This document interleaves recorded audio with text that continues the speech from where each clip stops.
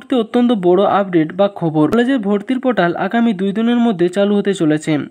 আমরা আগে যেটা জানতে পেরেছিলাম 22 জুন তারিখে খুলতে পারে, কিন্তু শিক্ষামন্ত্রী আমাদের কাছে একদম স্পষ্টভাবে বলে দিয়েছে যে কত তারিখ থেকে চালু হবে, কিভাবে পোর্টালে কাজ করবে, আবেদন করতে গিয়ে ভুল হলে কি করতে হবে এবং কতগুলো কলেজ একসঙ্গে আবেদন করতে পারবে, আর কোন কোন কলেজ এই পোর্টালের বাইরে থাকবে, এই সব তথ্য জানাবো আজকের এই ভিডিওতে। ভিডিওটি সম্পূর্ণ দেখো, ভালো লাগলে লাইক করো, চ্যানেলে নতুন হয়ে থাকলে সাবস্ক্রাইব করে বেল আইকনটি অন করে দাও। তো চলে আসি এবারে প্রথম আপডেট।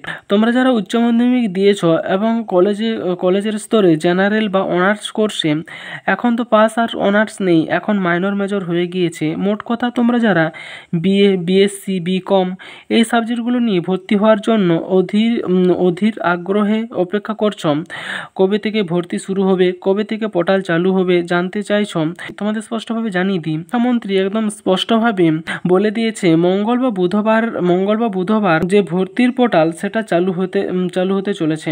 এবারে আসি কলেজ ভর্তির পোর্টালটা কি। তোমরা প্রত্যেকে জানো WBCAP এই পোর্টালে যেতে হবে মঙ্গল বা বুধবার নাগাদ চালু হয়ে যাবে। এই প্রসঙ্গে শিক্ষামন্ত্রী বলেছেন সব রেডি, মুখ্যমন্ত্রীর কাছ থেকে গ্রিন সিগন্যাল পেয়ে গেলেই পোর্টাল চালু করে দেবে। তবে পোর্টাল চালু হওয়ার আগে অফিসিয়াল বিজ্ঞপ্তি আসবে, বিজ্ঞপ্তি জারি হয়ে গেলে তোমাদেরকে জানিয়ে দেবো। যেটা জানা যাচ্ছে একজন স্টুডেন্ট সর্বাধিক 25টি কলেজে আবেদন করতে পারবে। আর কি জানা যাচ্ছে, আবেদন করতে গিয়ে তোমাদের কোনো ভুল হলে কলেজের হেল্পলাইন নাম্বার সেখানে থাকবে, সেখানে কল করতে হবে। আবেদন করতে গিয়ে কোনো ভুল হয়ে গেলে ডাইরেক্ট এডিট করার কোনো অপশান থাকবে না, কলেজের হেল্পলাইন নাম্বারে কল করতে হবে। সেখানে কল করে যা গাইড করবে তা গাইড মেনে তোমাদের কিন্তু আবেদন করতে হবে। আপাতত এইটুকুই প্রাথমিক খবর আছে। এর বাইরে সম্পূর্ণ জানতে গেলে যখন নোটিশ আসবে সেই পর্যন্ত অপেক্ষা করতে হবে। আর কেন্দ্রীয়ভাবে যে অনলাইন পোর্টাল চালু হচ্ছে, দেখো স্ক্রিনে সেই পোর্টালের লিঙ্কটা শো হচ্ছে।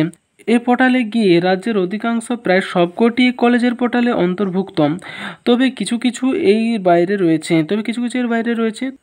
তোমরা পোর্টালে গিয়ে ইচ্ছে মতো যে সাবজেক্টে ভর্তি হতে চাইছো বা যে জেলাতে ভর্তি হতে চাইছো সব কিছু সেখান থেকে সার্চ করে ভালোভাবে দেখে নিতে পারবে, আবেদনও করতে পারবে। একটা অনুরোধ করব, যখন আবেদন করবে প্রথম থেকেই নির্ভুলভাবে টাইপ করাবার জন্য। এটাই ছিল আজকের আপডেট, বন্ধুদের মধ্যে শেয়ার করে দাও, আর নতুন কোনো আপডেট থাকলে জানিয়ে দেবো। ভালো থাকো।